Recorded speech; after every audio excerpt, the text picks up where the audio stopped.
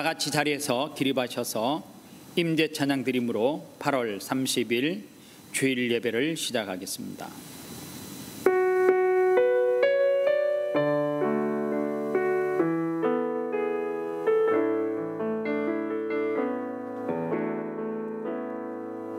하늘의 문을 여소서, 이곳을 주목하소서. 주를 향한 노래가 꺼지지 하늘이, 하늘을 열고 보소서. 이곳에 임재하소서. 주님을 기다립니다. 기도의 향기가 하늘에 닿으니, 주여 임재하여 주소서. 이곳에 오셔서 이곳에 앉으소서. 이곳에서 드리는 예배를 받으소서. 주님의 이름이, 주님의 이름만이, 오직 주의 이름만 이곳에 있습니다. 이곳에 오셔서 이곳에 앉으소서. 이곳에서 드리는 예배를 받으소서. 주님의 이름이, 주님의 이름만이, 오직 주의 이름만 이곳에 있습니다.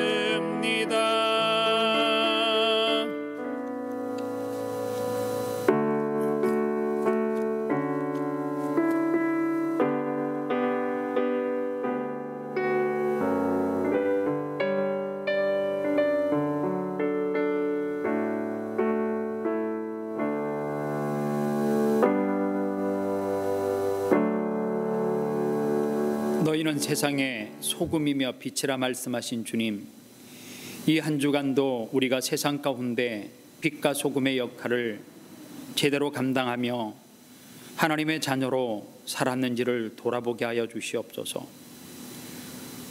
오늘 하나님 앞에 죄인의 모습으로 하나님 앞에 머리 숙인 남녀 종들에게 주님의 위로하심과 주님의 은총과 주님의 신령한 축복을 이 예배 시간을 통하여서 우리에게 부어주시고 허락하여 주옵소서. 온라인 예배를 통하여서 예배하는 사랑하는 성도들의 예배를 주님께서 기억하시고 각 처소에서 예배할 때에 하나님의 신령한 은혜가 충만하게 하여 주시옵소서. 이 모든 시간 주님께 의탁드리오며 거룩하신 예수님의 이름으로 기도합니다. 아멘. 찬송가 10장 찬송하겠습니다.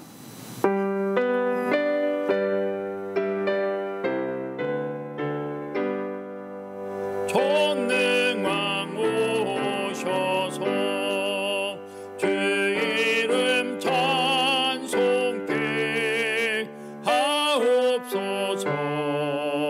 영광과 권능의 성부여 오셔서 우리를 다스려 주옵소서.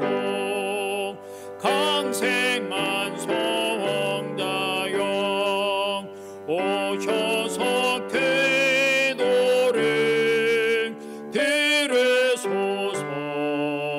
택하신 백성들 복 내려 주시고 거룩한 마음을 주옵소서.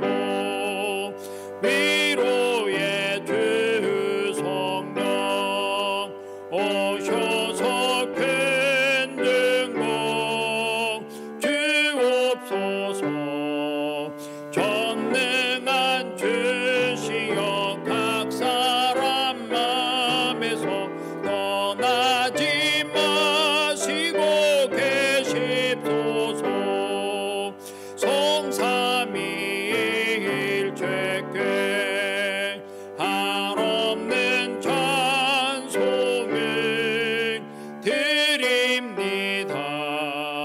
존귀한 주님을 영광 등 배우고 영원히 모시게 하옵소서. 아멘. 사도신경으로 우리의 신앙을 고백합니다. 나는 전능하신 아버지 하나님 천지의 창조주를 믿습니다. 나는 그의 유일하신 아들 우리 주 예수 그리스도를 믿습니다. 그는 성령으로 잉태되어 동정녀 마리아에게 나시고 본디오 빌라도에게 고난을 받아 십자가에 못 박혀 죽으시고 장사된 지 사흘 만에 죽은 자 가운데서 다시 살아나셨으며 하늘에 오르시어 전능하신 아버지 하나님 우편에 앉아 계시다가 거기로부터 살아있는 자와 죽은 자를 심판하러 오십니다. 나는 성령을 믿으며 거룩한 공교회와 성도의 교제와 죄를 용서받은 것과 몸의 부활과 영생을 믿습니다. 아멘. 다 같이 자리에 앉으셔서 찬송가 435장 찬송하겠습니다.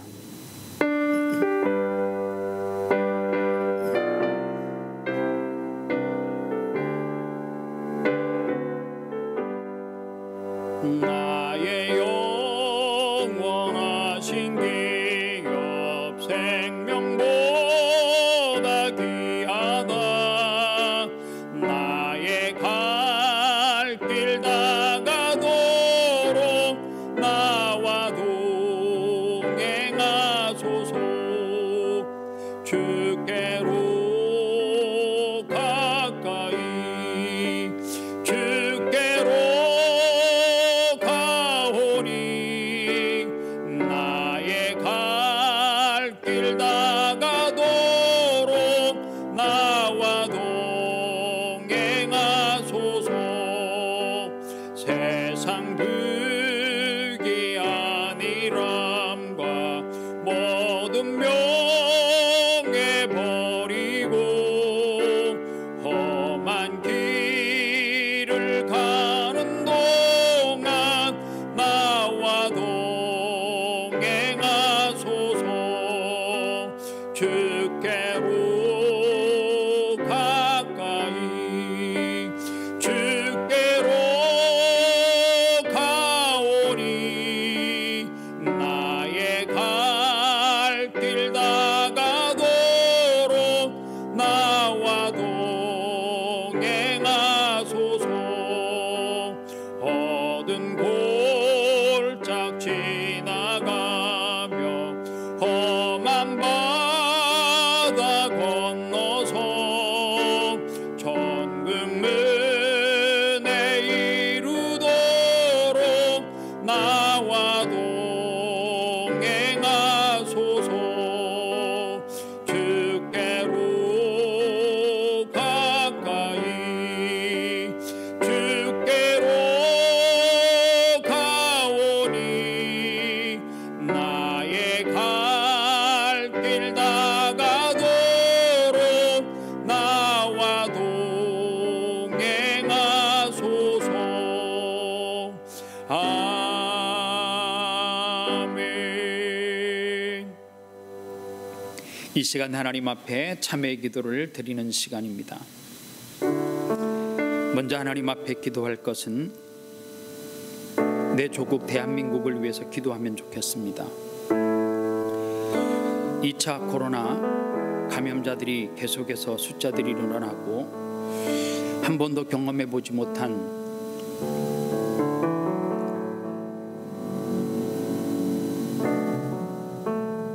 락다운에 해당되는 3단계를 정부에서 진행해야 될까 말까를 계속해서 고민하는데 이와 같은 추세로 계속해서 확진자들이 늘어나면 그렇게 할 수밖에 없다라고 하는 것이 많은 전문가들의 의견이기도 합니다.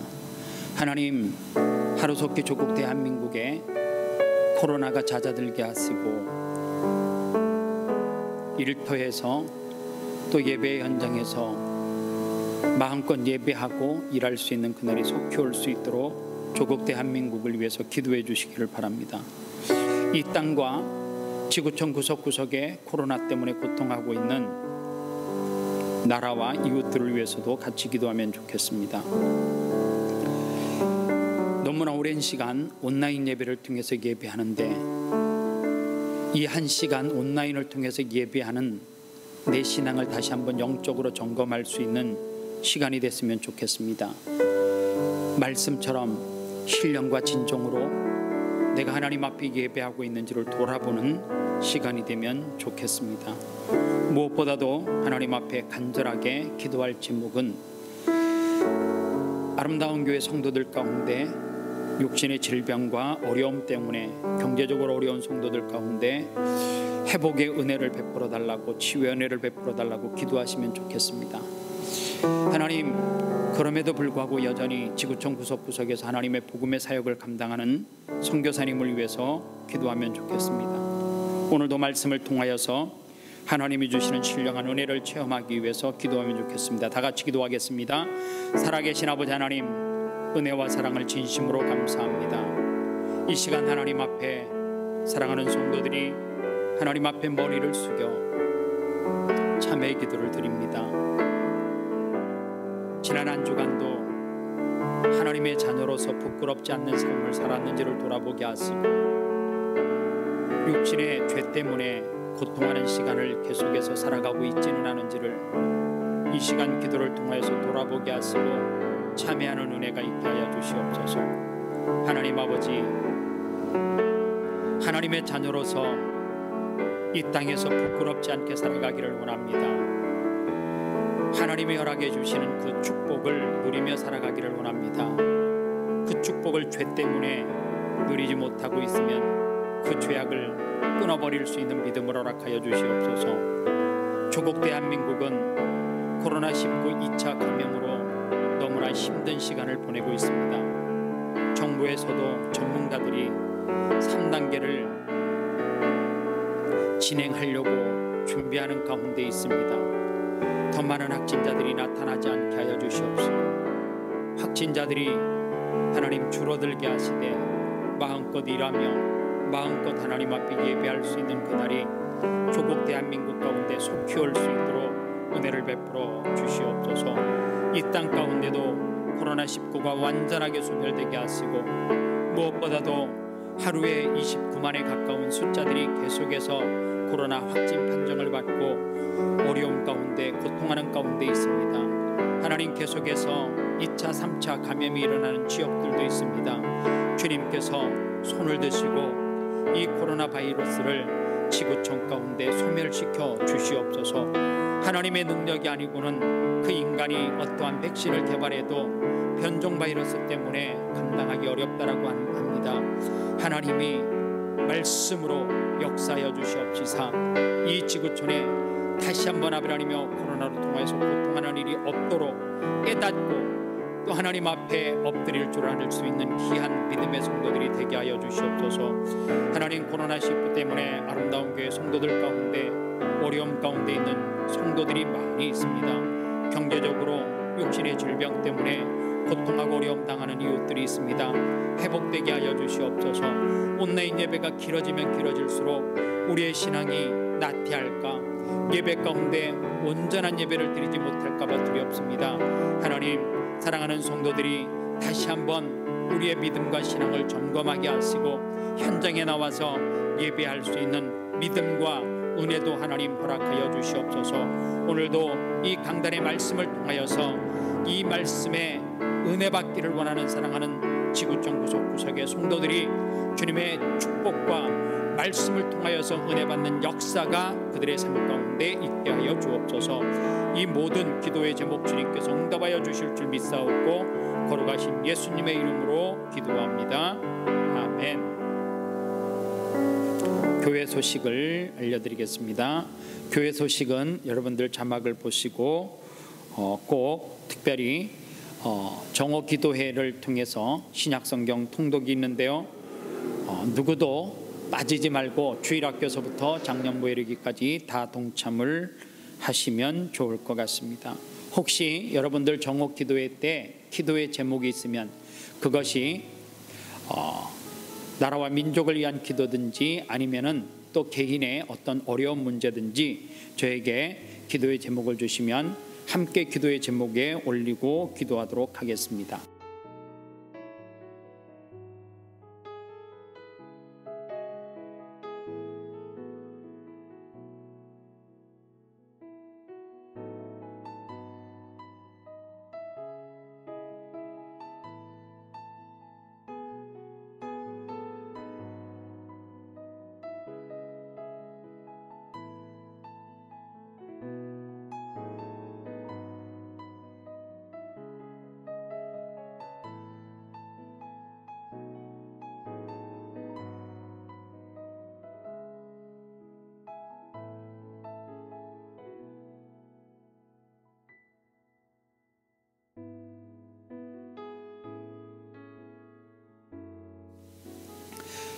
하나님 앞에 드린 예물 위해서 축복 기도하겠습니다.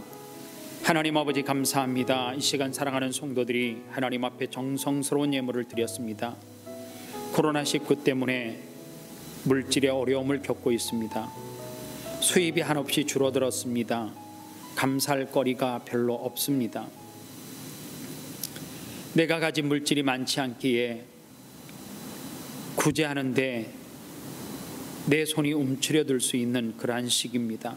그럼에도 불구하고 물질의 주인이 내 것이 아니라 하나님의 것인 줄 알고 구별하여 드린 사랑하는 성도들의 11조를 받으시고 그들의 창고에 곡간이 마르지 않는 샘과 같은 축복으로 넉넉하게 채워주시옵소서. 감사할 일들이 살면서 많이 소멸됐지만 그럼에도 불구하고 오늘도 하나님 앞에 예배할 수 있음에 감사하여서 하나님 앞에 감사의 예물을 드린 사랑하는 성도들의 예물을 주님께서 기쁘게 받아주시옵시고 삶 가운데 더욱더 감사했더니 감사가 넘치는 역사가 그들의 가정 가운데 있게 하여 주시옵소서. 선교 예물을 드립니다. 월드비전 컴패션 구제 예물을 드립니다. 비전하우스 헌금을 드립니다. 하나님 특별한 예물을 가지고 하나님 앞에 마음의 소원이 있어서 예물을 드립니다. 이 모든 예물을 주님께서 기억하시고 받아주시옵시되 이 예물은 드린 목적이 위해서 귀하게 쓰여질 수 있도록 도와주시옵시되 쓰고 모자라지 않는 오병의 기적과 같은 예물 되게 하여 주시옵소서. 이 모든 예물 주님께서 기쁘게 받아주실 줄 믿사옵고 거룩하신 예수님의 이름으로 축복하며 기도합니다. 아멘. 다 같이 자리에서 기립하셔서 하나님의 말씀을 받겠습니다. 하나님의 말씀은 누가복음 17장 11절부터 19절 말씀까지입니다. 제가 가지고 있는 성경은 신약성경 124페이지입니다. 찾았으면 한 목소리로 같이 읽습니다. 예수께서 예루살렘으로 가실 때에 사마리아와 갈릴리 사이로 지나가시다가 한 마을에 들어가시니 나병 자 10명이 예수를 만나 멀리 서서 소리를 높여 이르되 예수 선생님이여 우리를 불쌍히 여기소서 하거늘 보시고 이르시되 가서 제사장들에게 내 몸을 보이라 하셨더니 그들이 가다가 깨끗함을 받은지라.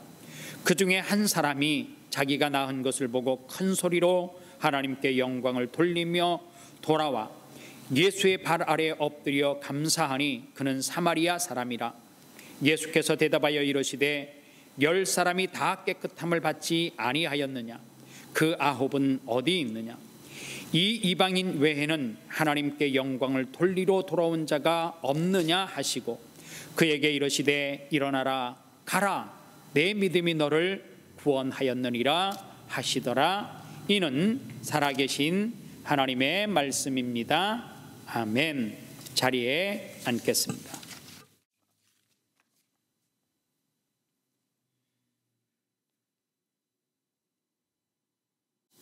아브라함 링컨이 말하기를 사람은 자기가 행복해지기로 마음먹은 만큼 행복하다라는 말을 했습니다. 이 말에 동의하십니까? 인간은 때로 행복해지기 위해 선택의 기로에 설 때가 있습니다. 내가 어떤 학교를 진학할지 진학에 대한 선택, 그리고 어떤 배우자를 만날까라고 하는 배우자의 선택, 그리고 어떤 사람은 종교를 선택하는 기로에 놓여 있기도 할 것입니다. 또 어떤 사람은 내가 어느 나라, 어느 지역에서 살지에 대한 선택을 해야 될 때가 있습니다. 내 인생은 내가 어느 것을 선택하느냐에 따라서 흘러가더라는 거예요.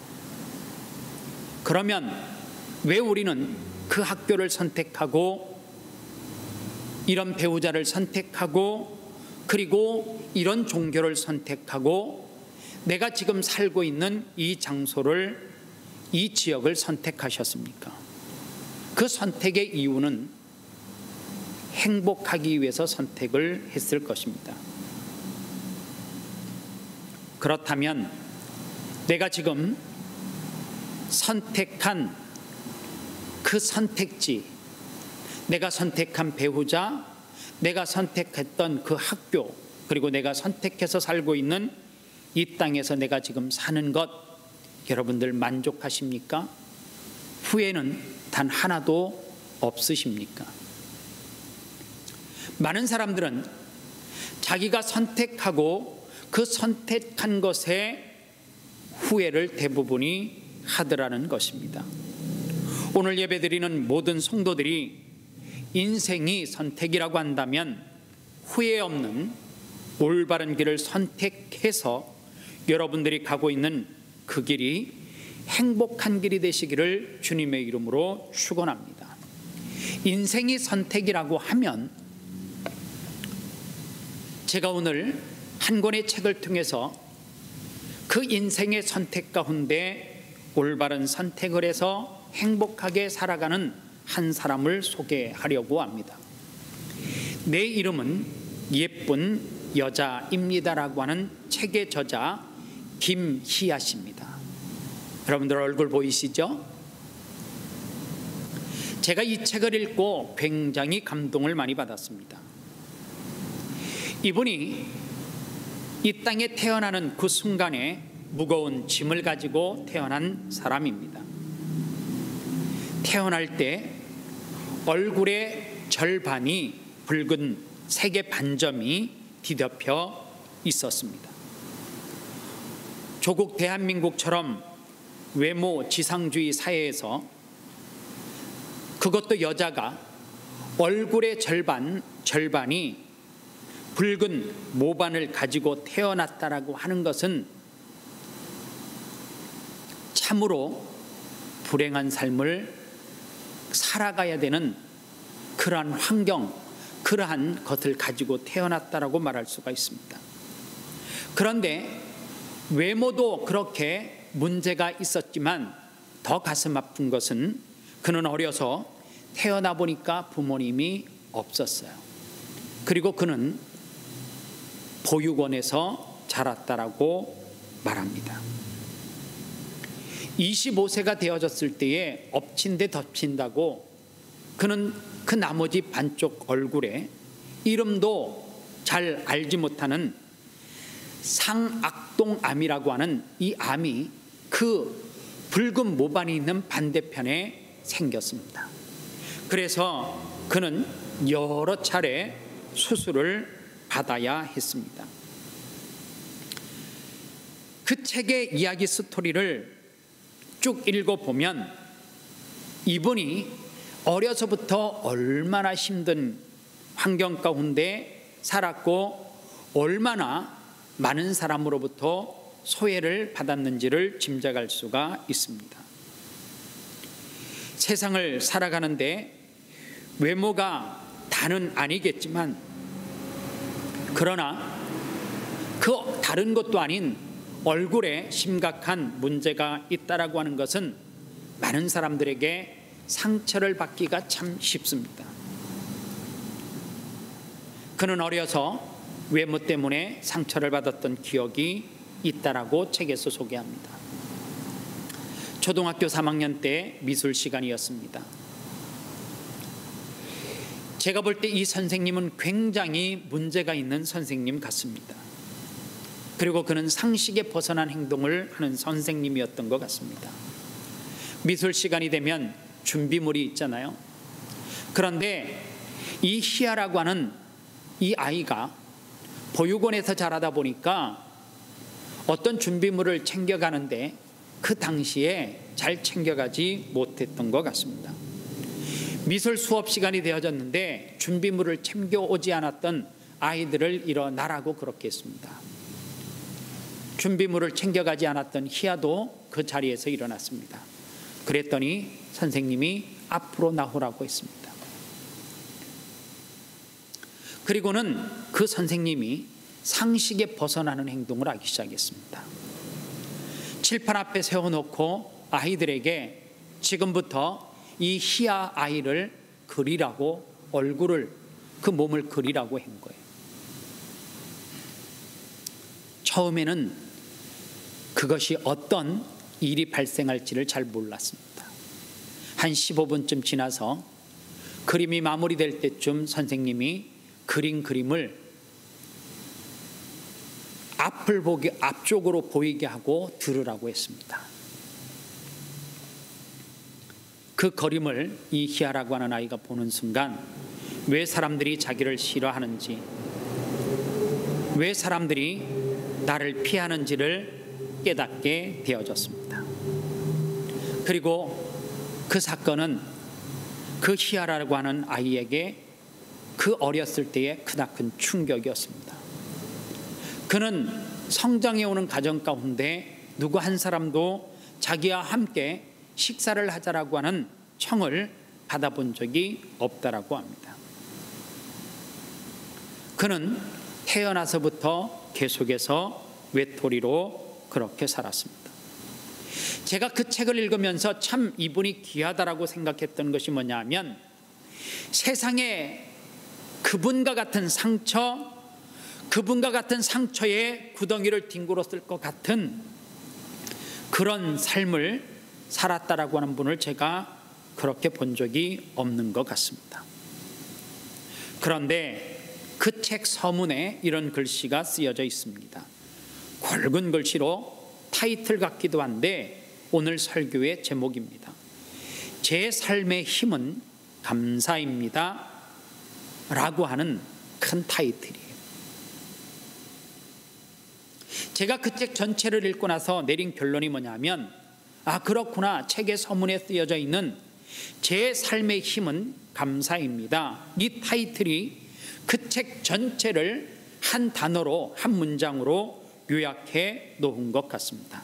아니, 그 책의 저자인 김희아라고 하는 이 자매의 그 삶을 한마디로 요약해 놓은 것 같습니다. 저는 이분이 너무나 존경스러운 것이 뭐냐 하면, 주변을 돌아보면 온통 분노와 그리고 상처, 그리고 자기의 주변을 에워싸고 있는 그 많은 사람들을 보면 증오심이 생길 텐데, 그는 분노 그리고 울분, 증오 이런 것을 선택해 가지고 누구를 증오하거나 미워했던 것이 아니라 그는 감사라고 하는 이 단어를 선택했습니다. 그리고 그는 지금 그 누구보다도 행복한 삶을 살아가고 있습니다. 제가 말씀 서두에서 링컨이 말하기를, 사람은 자기가 행복해지기로 마음먹은 만큼만 행복하다라고 하는 이야기를 했습니다. 어쩌면 이 링컨의 말을 삶 가운데 그대로 적용시키고 증명해내고 살아가고 있는 분이 김희아 씨가 아닌가, 그런 생각을 해보았습니다. 오늘 여기에도, 이 온라인 예배를 통해서 예배하는 이 말씀을 듣는 많은 사람들이 있을 거예요. 저는 다른 거는 몰라도 딱 한 가지는 알아요. 여러분들의 삶 가운데 어두움의 그림자, 먹구름이 여러분들의 인생 가운데 몰려왔다 할지라도, 저는 이 가운데 김희아라고 하는 이 책의 저자만큼 태어날 때서부터 고통하고, 그리고 살아오면서 고독이라고 하는 것, 그리고 살아오면서 상처라고 하는 것을 이분처럼 많이 받은 사람은 없다라고 저는 생각을 합니다. 오늘 이런 맥락에서 본문의 말씀을 보면 김희아라고 하는 자매와 비슷한 10명의 나병 환자들이 성경에 등장을 합니다. 12절과 13절 말씀에 보면, 한 마을에 들어가시니 나병 환자 10명이 예수를 만나 멀리 서서 소리를 높여 이르되, 예수 선생님이여 우리를 불쌍히 여기소서 하거늘 라는 말씀이 나옵니다. 오늘 여기에 나오는 나병이라고 하는 것은 요즘의 공식 명칭으로는 한센병이라고 그렇게 말합니다. 이 한센병을 앓고 있는 10명의 사람들, 그들이 예수님을 향하여서 우리를 불쌍히 여겨달라고 큰 소리로 외칩니다. 저는 이 장면을 눈을 감고 상상을 해보았습니다. 예수님 곁에 수많은 사람들이 있는데 그 예수님 곁에 다가가지 못하고 저 멀리서 10명이 예수님을 향하여서 소리치는 그 모습을 상상하면서 참 가슴이 아팠습니다. 왜냐하면 그 당시에 한센병이라고 하는 것은 불치병입니다. 그리고 많은 사람들이 저주받은 병이라고 그렇게 말했습니다.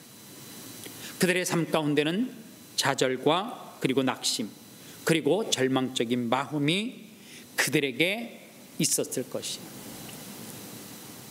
그런가 하면 12절에 나와 있는 이 한 말씀이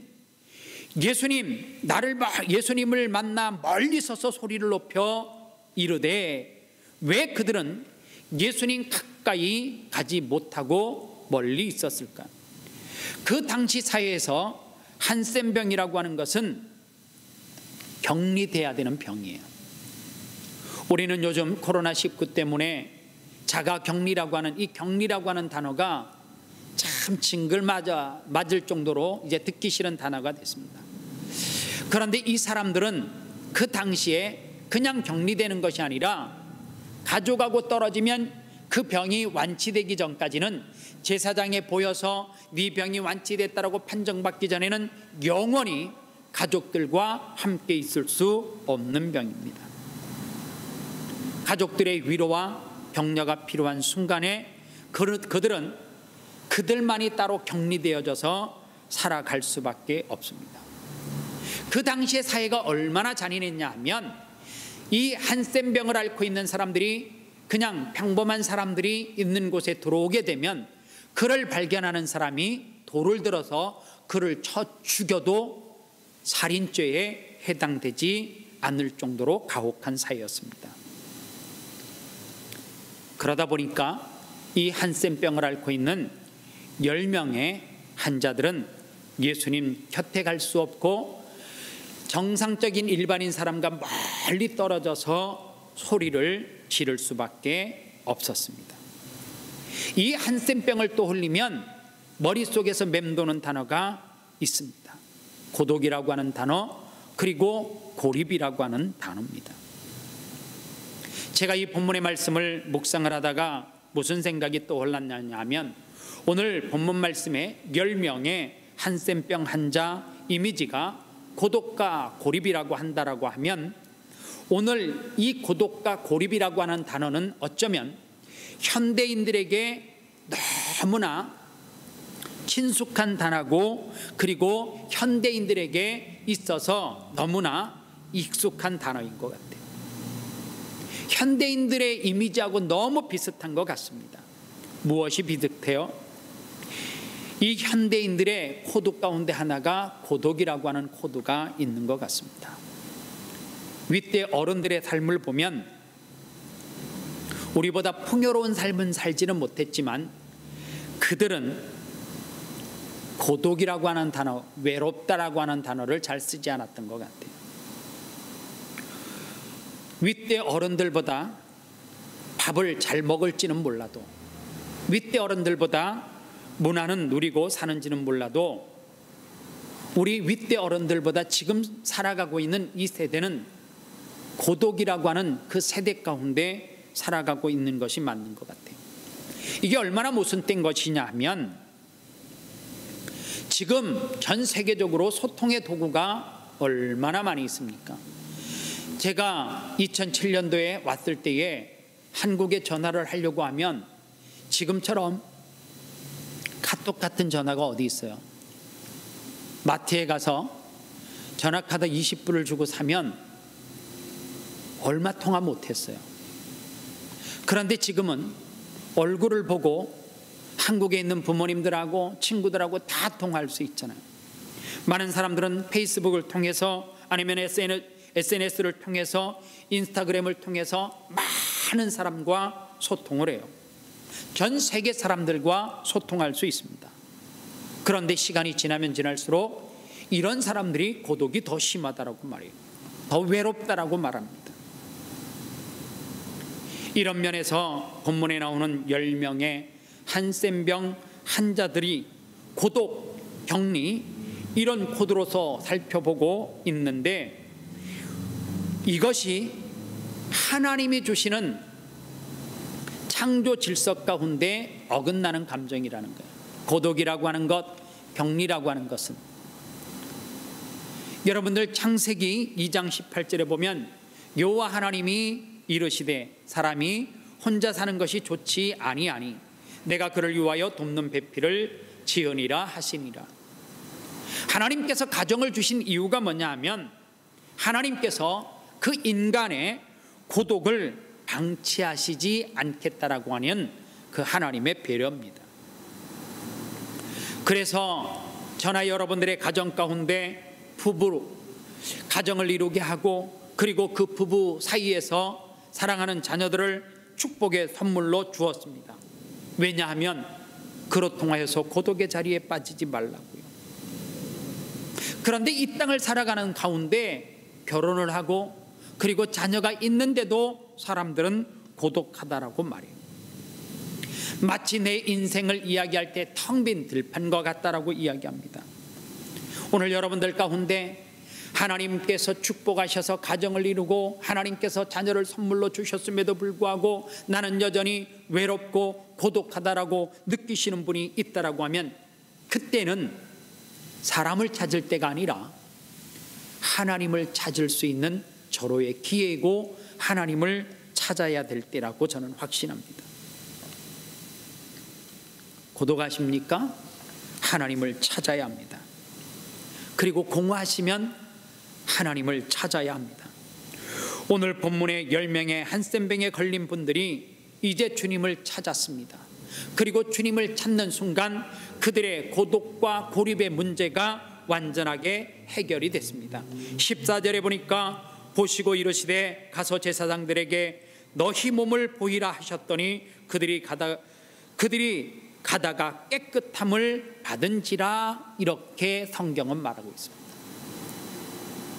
그들의 고통의 문제, 고독의 문제가 해결이 됐습니다. 치료함을 받았습니다. 이제는 그들이 사람들 사이에 뼈도 돌에 맞아 죽는 그러한 일이 벌어지지 않습니다. 그런데 오늘 성경 본문을 여러분들이 잘 보셔야 돼요. 오늘 성경 본문을 제가 한편의 연극으로 이 본문을 상상을 해보았습니다.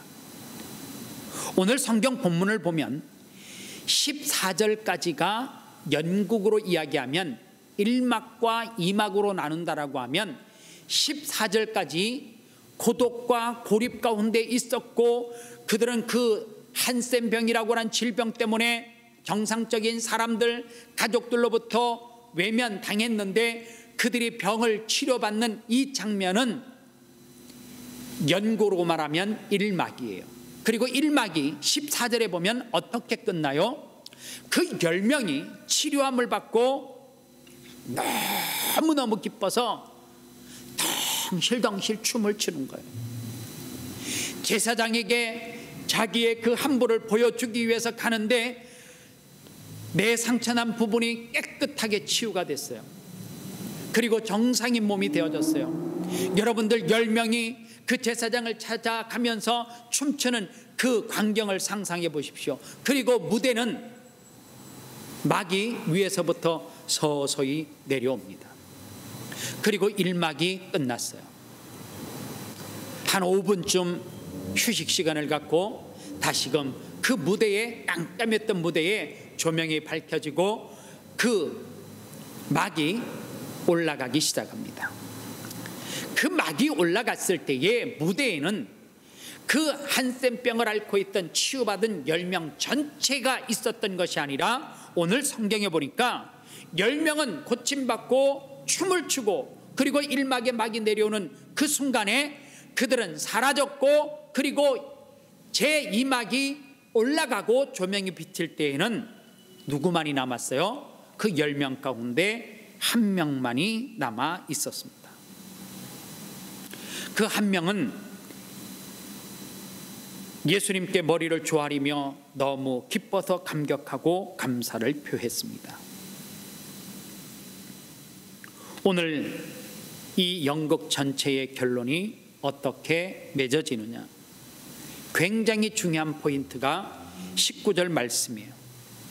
그에게 이르시되 일어나 가라, 내 믿음이 너를 구원하였느니라 하시더라.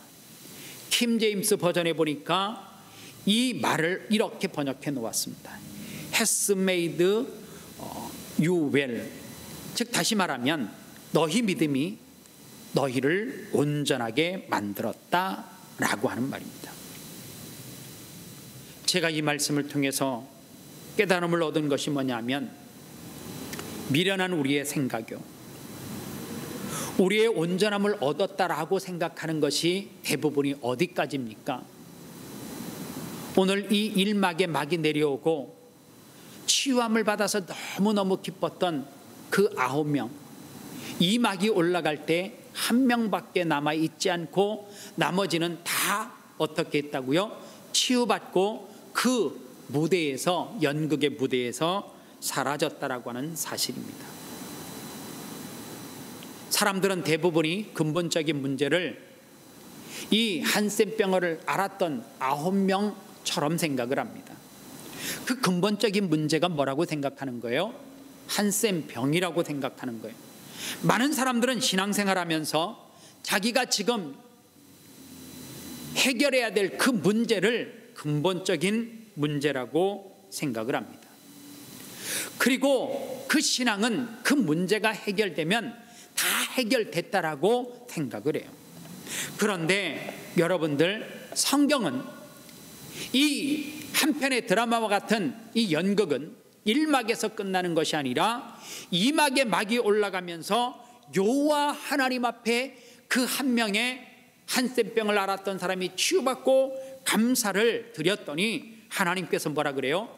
너희 믿음이 너를 온전하게 만들었다. 다시 말하면 내 믿음이 너를 한센병에서 치유하는 그 문제뿐만 아니라 너의 믿음이 너를 어디에 이르게 했다고요? 구원에 이르게 했다라고 성경은 말하고 있습니다. 사랑하는 여러분, 우리는 신앙생활하면서 무엇에 만족을 하시면서 살아가십니까? 저는 이 본문의 말씀을 묵상하고 또 묵상하는 가운데 무슨 생각을 했냐면, 제가 하는 목회가 마치 이 연극의 1막에 해당되어지는 그 목회에 내가 중심을 두고 목회하지 않았는가, 그 한쪽에 치우치는 목회를 하지 않았는가, 그런 생각을 했습니다. 그리고 하나님 앞에 회개했습니다. 왜냐하면 끊임없이 성도들이 가지고 오는 문제는 무슨 문제예요? 1막에 해당되는 대부분이 우리가 이 땅을 살아가는데 필요한 것들, 그리고 이 땅을 살아가는데 내가 고침받아야 되는 것들, 회복해야 되는 그 기도의 제목을 가지고 찾아옵니다. 병을 고쳐달라고요, 경제적인 문제를 해결해 달라고, 주님이 물질을 달라고, 내가 암에 걸렸는데 치유받게 해달라고, 내 가정의 위기를 만났는데 회복의 역사가 일어나기를 원한다고. 대부분이 기도하고 있는 것, 그리고 해결하는 문제는 어디에 해당되는 거예요?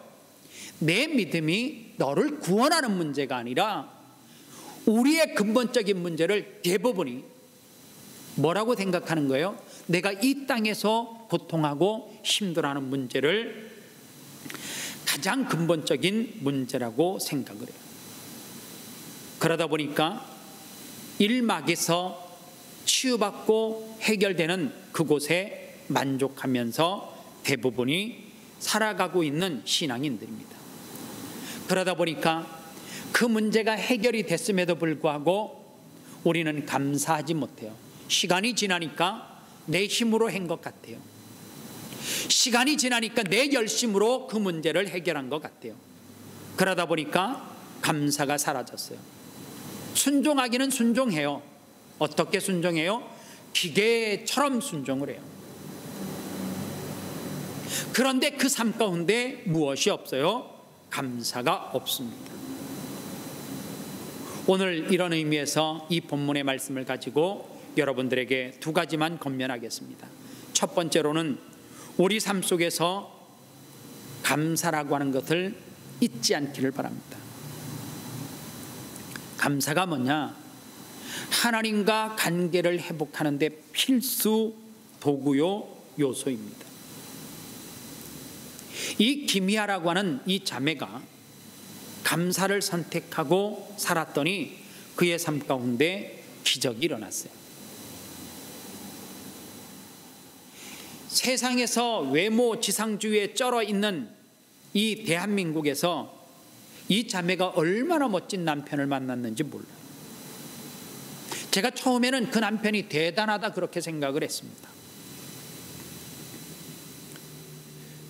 여러분들, 이 김희아 씨라고 하는 사진을 얼굴을 보고 남성들 가운데 나 저 자매와 결혼할 수 있다라고 자신 있게 말할 수 있는 사람 저는 그리 많지 않다라고 생각합니다.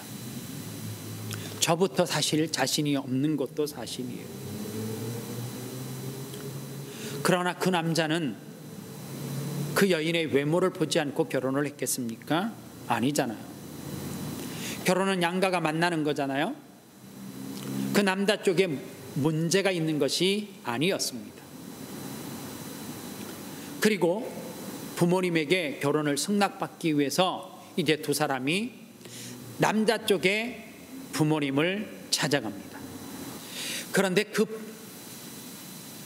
남자분의 부모님도 굉장히 대단한 분인 것 같아요. 경상도 분이었던 것 같은데 이 자매가 두려워하니까 그 남자가 뭐라고 이야기하냐면 걱정하지 말라는 거예요. 우리 아버지 그런 사람 아니라는 거예요. 그리고 찾아갔는데 첫 마디가 뭐였냐면 사랑이라고 하는 거는 호주머니 속에 넣어두는 구슬과 같은 것이 아니다라고 하는 말을 했습니다. 이게 무엇을 말하는 거냐면 외모가 그렇게 중요한 것 아니다. 그리고 행복하게 살으라고 말했대요. 여러분들, 외모가 평생 가는 것 아니라고 말하지만 그러나 사람이 그 배우자를 볼 때, 상대를 볼 때 외모를 많이 보죠. 그런데 이 남자는 모든 남자가 볼 때 그 외모가 정상적이지 않는데 이 남자는 그 자매의 무엇을 보고 결혼을 했을까라고 하는 거예요.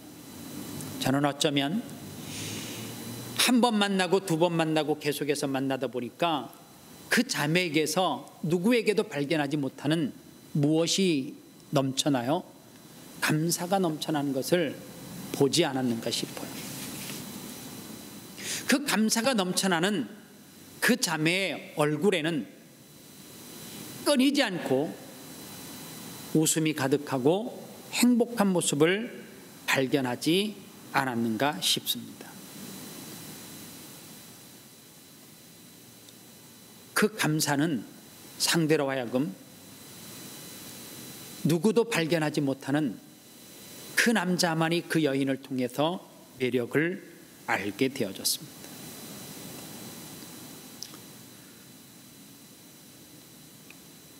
제가 알고 있는 많은 사람들 가운데 자매들을 보면 하여튼 그렇게 예쁜 것은 아니지만 그래도 그 정도의 얼굴을 가지고 왜 불평과 원망으로 자기의 매력을 죽일까? 왜 바보처럼 살까? 라고 생각되는 사람들이 종종 있습니다. 30대, 40대, 50대의 얼굴을 가지고 사랑받는 것 아닌 것 같습니다. 뭘 가지고요? 감사하는 마음 가지고, 그리고 무엇을 가지고요? 긍정적인 마인드를 가지고 상대를 기쁘게 할 수 있다라고 하는 사실입니다. 이 책 가운데 더 놀라운 것은 이 김혜아 씨라고 하는 분이 어느 날 방송에서 자기의 사연을 30분 강연을 하게 되어집니다. 그 강연을 감동 있게 들었던 한 병원에서 이 김희아 씨의 얼굴을 성형수술을 해주겠다라고 했습니다. 남편과 마주 앉아서 서로 상의를 했어요. 수술을 할까 하지 말까. 그런데 그 남편이 하지 말라는 거예요. 그리고 자기도 할 마음이 없는 거예요. 왜냐하면 우리가 지금 이렇게 아이들과 행복하게 살 수 있는 것은 우리의 인생이 연극 1막에서 치유받고 그 다음에 다시금 회복되어졌다, 여기서 진짜 기쁨과 행복을 맛보는 인생이 아니라 우리는 인생 2막을 지금 하나님 앞에 감사함으로 그 행복한 삶을 살아가고 누리고 있기 때문에 남편이 이렇게 말하는 거야. 굳이 그 수술을 해서, 그 수술이 굉장히 통증이 심하다라고 하는데 뭐 하려고 그 고생을 하느냐고. 여러분들, 환경이 열악하다고요? 그 열악한 환경 가운데 감사를 선택해 보시기를 바랍니다. 그런가 하면 두 번째로 우리가 꼭 기억해야 될 것이 뭐냐 하면, 이렇게 올바른 선택을 돕는 분이 누구예요? 예수님이라고 하는 사실입니다. 제가 오늘 본문을 묵상하다가 중요하게 깨달은 것이 뭐냐 하면, 우리 예수님이 우리에게 해 주실 수 있는 것이 두 가지가 있더라고요. 그중 하나가 뭐냐 하면 1막에서 병을 치료해 주시는 분이에요. 내 문제를 해결해 주시는 분이에요. 우리가 기도할 때 응답해 주시는 분이 주님이세요. 그런가 하면 두 번째로 주님이 주시는 일이 무엇이에요? 2막에서 진정으로 우리가 감사의 길로, 행복의 길로 우리를 인도해 주시도록 가르쳐 주시는, 티칭해 주시는 분이 누구예요? 예수님이라고 하는 사실입니다. 우리의 생각을 교정해 주시는 주님. 오늘 김희아 씨가 어릴 때부터 진흙 구덩이에서 살았지만 그 책에서 자기가 고백하는 것처럼 내가 가진 믿음, 내가 가진 이 신앙의 힘, 내 안에 계시는 주님을 내가 의지하고 믿고 따라갔더니 하나님께서 내게 무엇으로요? 환경을 뛰어넘는 축복으로 나를 이 땅 가운데 행복하게 살아갈 수 있도록 인도하시더라고 하는 사실입니다. 사랑하는 성도 여러분, 불행을 느끼게 만드는 것은 환경이 불행을 만드는 것이 아니라 나는 불행할 수밖에 없는 환경이라고 결정하는 그 마음이 우리를 불행하게 살게 한대요.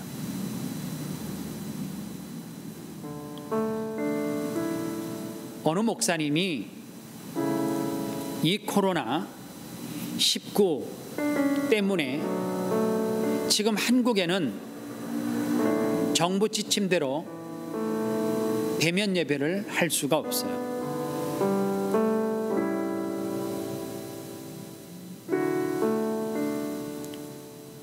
그 가운데 이런 메시지를 올리셨더라고요. 이번 코로나 사태가 전해주는 메시지는 코로나19는 마스크를 꼭 착용해야 된다고 말한다는 거예요. 마스크를 착용하라고 하는 것은 잠잠하라고 하는 뜻입니다. 막말과 거짓말을 하지 말며 불필요한 말을 줄이고 남의 말에 귀를 기울이라고 하는 말입니다. 손을 자주 씻으라고 하는 것은 마음을 깨끗이 하라는 뜻입니다. 악한 행실과 죄에서 돌이켜 회개하고 성결하라는 말입니다. 안과 밖이 깨끗하여야 자신도 살고 남도 살 수 있다는 말입니다. 사람과 거리두기를 하라는 것은 자연을 가까이 하라는 뜻입니다. 사람끼리 모여서 살면서 서로 다투지 말고 공기와 물과 자연의 생태계를 돌보며 조화롭게 살라는 말입니다. 대면 예배를 금지하라는 것은 언제 어디서나 하나님을 바라보라는 뜻입니다. 유한을 얻거나 사람에게 보이려고 예배당에 가지 말고 천지에 계신 하나님을 예배하라는 말입니다. 집합을 금하라고 하는 것은 소외된 자들과 함께 하라는 뜻입니다. 모여서 선동하거나 힘 자랑하지 말고 사람이 그리운 이들의 벗이 되라고 하는 말입니다. 저는 이 글을 읽으면서 그렇게 생각을 했어. 이 김희아 씨가 했던 말처럼 불행을 느끼게 만드는 환경이 불행하게 만드는 것이 아니라 나는 불행할 수밖에 없는 환경이라고 결정하는 마음 때문에 불행한 거라고. 그렇다면 코로나 때문에 불행하십니까? 나는 불행할 수밖에 없는 환경이다 라고 결정하는 여러분들의 마음 때문에 불행한 것은 아닌지요. 우리는 이 어려운 시기를 보내면서 여전히 일을 하고 계시는 그 하나님, 그 하나님의 세미한 음성에 귀를 기울이시고 그리고 하나님의 그 세미한 부르심 가운데 반응할 수 있는 저와 여러분들 되시기를 바랍니다. 감사는 감사할 수 있는 조건이 있어서 감사하는 것이 아니라 감사는 우리의 믿음에서 나오는 행위요, 그 믿음은 우리를 구원에 이르게 하는 축복의 통로입니다. 오늘도 저와 여러분들이 삶 가운데 감사로 시작하여서 그 믿음이 구원에 이르는 역사가 있기를 소원합니다. 제가 이 말씀을 준비하면서 준비한 찬양은 내 안에 사느니 예수 그리스도니 나의 죽음도 유익함이라, 이 찬양입니다. 같이 고백하도록 하겠습니다.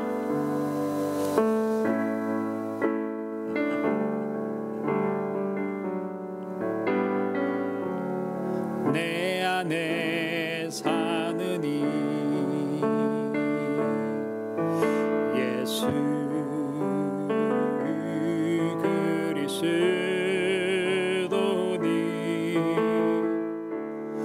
나의 죽음도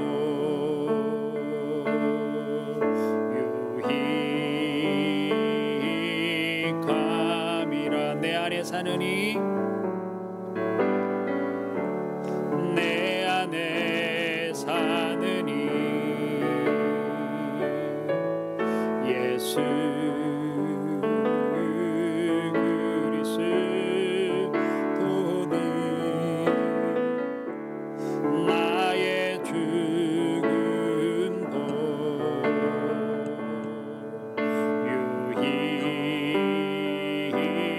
유익함이라. 나의 왕 내 노래 내 생명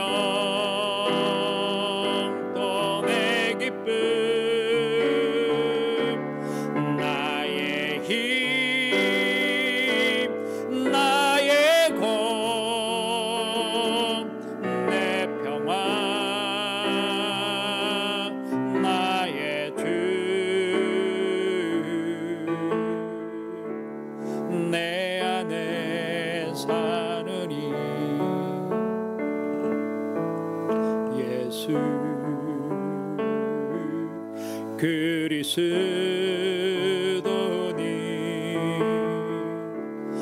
나의 죽음도 유익함이라.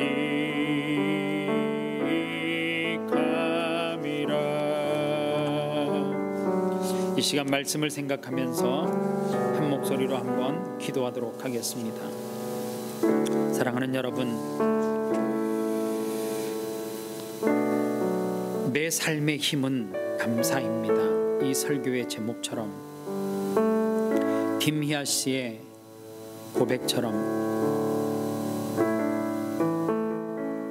내 삶의 힘이 감사로부터 나온다라고 하는 사실을 이제 말씀을 듣고 알았기에 우리의 근본적인 문제가 질병을, 경제적인 문제를 치유받고 해결하고 자녀가 좋은 곳에 진학하는 것이 근본적인 문제가 아니라, 오늘 우리의 근본적인 문제는 지금까지 하나님께서 내게 축복 주신 것에 대한 감사를 드리는 거예요. 우리 인생은 1막에서 끝나지 않습니다.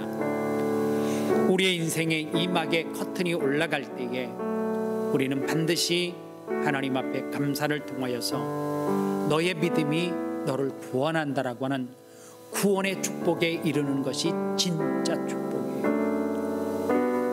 얄팍하게 이 땅에서 무엇인가를 얻은 것에 만족하고 살아가지 말고 구원의 기쁨과 감격을 체험하고 이 땅에서 천국을 누리며 경험하며 살아가는 은혜와 축복이 있게 해달라고 다 같이 기도하겠습니다. 살아계신 아버지 하나님, 감사합니다.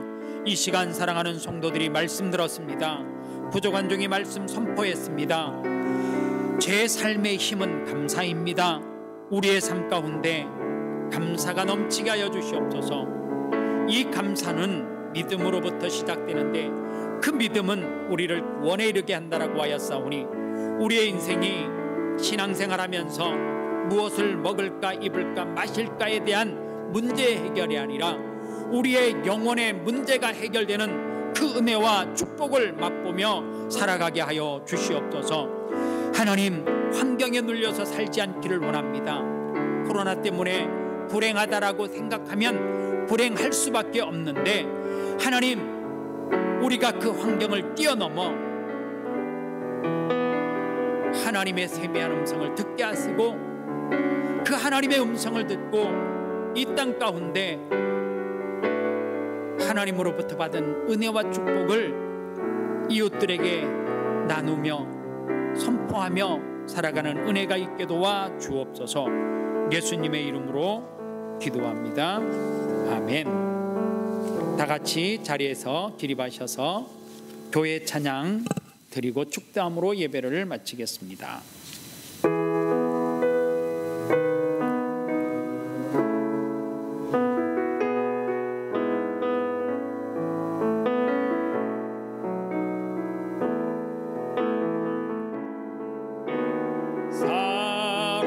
사람이 넘치기보다 사랑이 넘치는 교회, 섬김을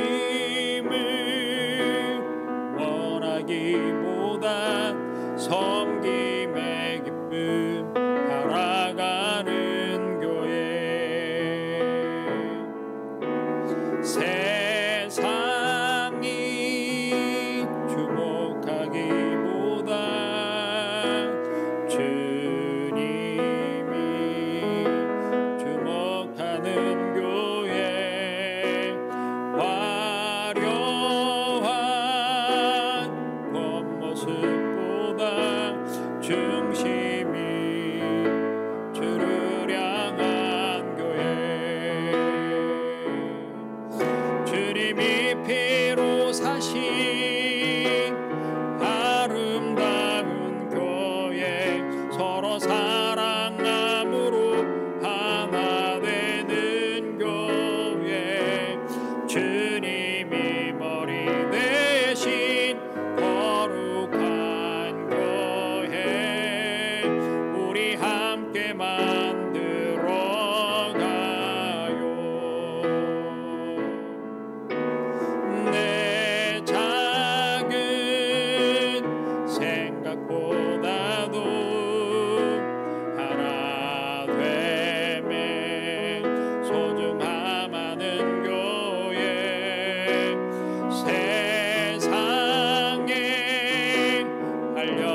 나누기보단 서로가 서로 깊이 아는 교회,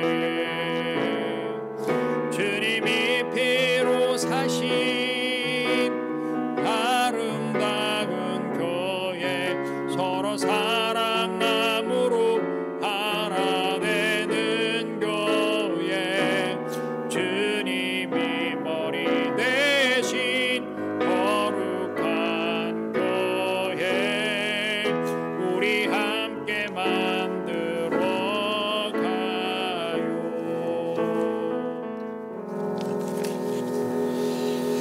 주 예수 그리스도의 은혜와 하나님 아버지의 사랑과 성령님의 위로교통 충만 역사하심이 우리의 삶 가운데 감사가 넘침으로 말미암아 주님이 주시는 구원의 기쁨과 그 구원의 기쁨으로 이 땅 가운데 행복한 삶을 살아가기를 원하는 사랑하는 성도들 머리 위에, 그들의 가정 가운데 이 시간 이후로부터 감사가 넘치는 삶을 살기로 작정하고 결심하고 행하기를 원하는 사랑하는 성도들 머리 위에, 아름다운 교회와 이 나라와 조국 대한민국 위에 이제로부터 영원토록 함께 계실지어다. 아멘.